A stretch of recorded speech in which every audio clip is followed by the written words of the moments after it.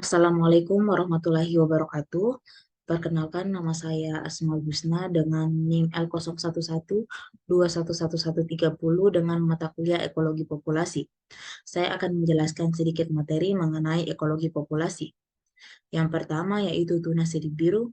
Tuna sirip biru Atlantik merupakan sumber daya perikanan penting di Samudra Atlantik dan Laut Mediterania.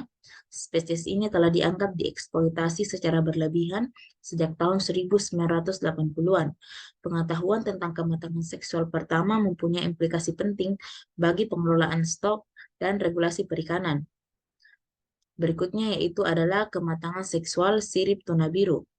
Upaya pertama untuk menentukan ukuran kematangan seksual tuna sirip biru betina Atlantik Timur dengan menggunakan metode berdasarkan elaborasi statistik data yang berasal dari analisis histologis, di mana berdasarkan evaluasi makroskopis, tahap kematangan ovarium memperkirakan bahwa 50% tuna sirip biru betina dari stok timur aktif secara reproduktif pada ukuran 97,5 cm, sedangkan kematangannya berada pada 100% adalah mencapai antara 115 dan 120 cm.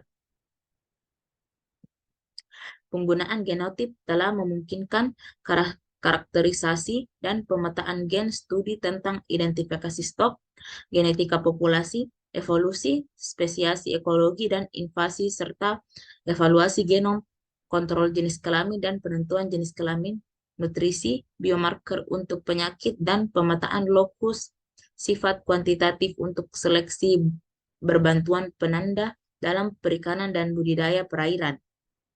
Penemuan varian dengan output tinggi telah dimungkinkan pada banyak spesies berkat munculnya teknologi pengurutan DNA generasi baru. Metode genotip yang memiliki output tinggi, akurat, dan murah sangat dibutuhkan untuk mendapatkan akses penuh terhadap variasi genetika organisme yang melimpah.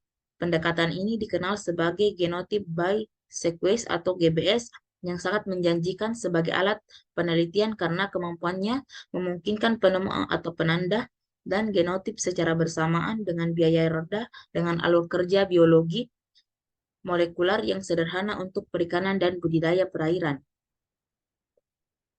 Variasi genetik dan fungsi biologis pada skala genom. Hubungan antara variasi genetik dan fungsi biologis pada skala genom diharapkan dapat memberikan wawasan baru yang mendasar mengenai biologis, evolusi, dan patofisiologi manusia dan spesies lain. Variasi genetik adalah syarat pertama dan penting. Penggunaan genotip telah memungkinkan karakterisasi dan pemetaan gen secara studi keanekaragaman spesies, invasi, evolusi, dan penyakit serta biomarker untuk stres, seleksi berbantuan penanda atau MAS, evaluasi genom, dan evaluasi dalam perikanan dan aquakultur. Genotip. Genotip adalah proses penentuan polimorfisme di antara rangkaian nukleotida individu menggunakan pengujian biologis dan membandingkannya dengan rangkaian individu lain atau rangkaian referensi.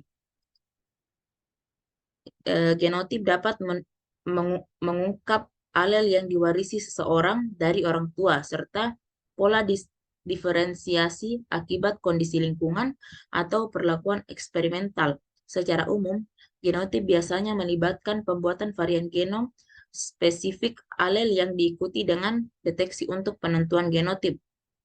Selama tahun 1990, penanda RFLP atau polimorfisme panjang fragmen pembatas mendominasi kejadian tersebut dan kemungkinan penanda berbasis PCR atau reaksi berantai polimerasi termasuk RAPD, deteksi polimorfik yang diperkuat secara acak.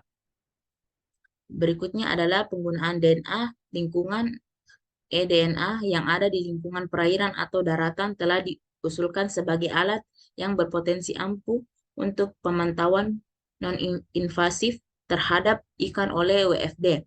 Jika dibandingkan dengan metode survei konvensional, teknologi ini tampak efisien, tidak merusak, dan tidak selektif. Penggunaan eDNA pertama untuk deteksi organisme makrobial adalah untuk mengidentifikasi keberadaan katak Amerika atau Rana Chateaubriand pada tahun 2008 dan pada tahun 2012, analisis metabarcoding eDNA pertama digunakan untuk mencatat keanekaragaman hayati ikan laut.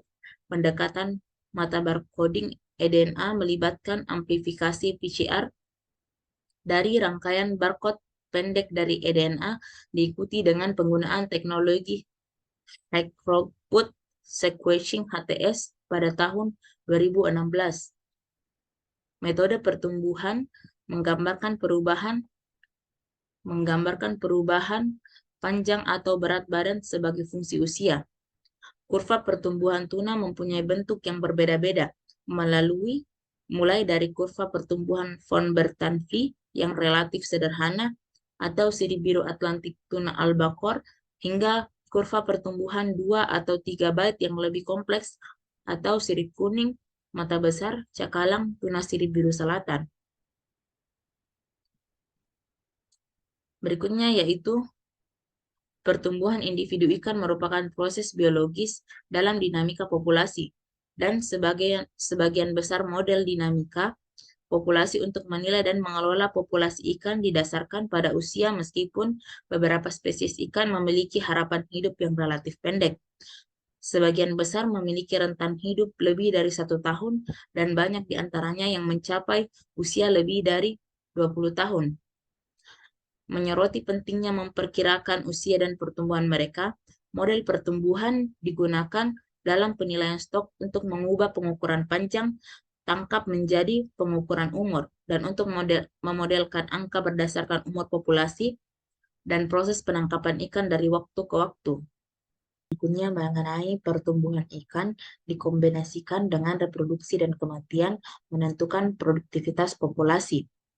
Produktivitas suatu populasi menentukan tingkat kematian penangkapan ikan yang berkelanjutan dan kemampuan populasi untuk pulih dari kondisi penangkapan ikan yang berlebihan. Produktivitas penduduk menentukan ketahanan terhadap aktivitas penangkapan ikan.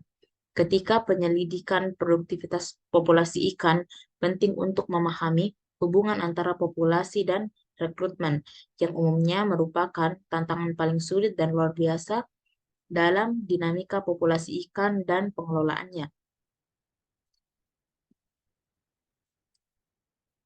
Mungkin terima kasih. Demikian yang dapat saya sampaikan. Assalamualaikum warahmatullahi wabarakatuh.